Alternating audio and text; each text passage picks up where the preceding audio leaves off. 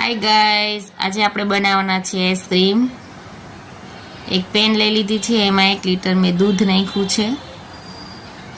એમાં આપણે નાખીશું આઈસ્ક્રીમનો પાવડર, સ્ટ્રોબેરી પાવડર લીધેલો છે મેં।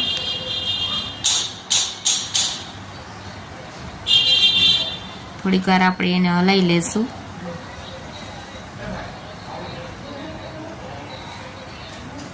પછી ઉકળવા દેશું એને થોડીક વાર। ઉકળી જાય પછી આપણે એને એક પેનમાં લઈ લેશું,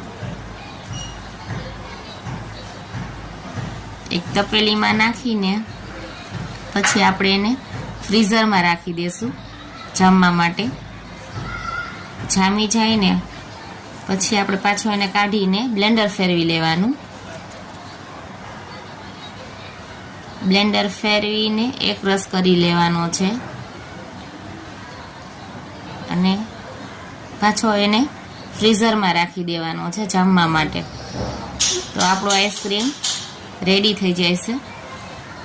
બધા આઈસ્ક્રીમ ખાવા આવી જાઓ ગાઈસ, લાઈક શેર કમેન્ટ કરી દેજો।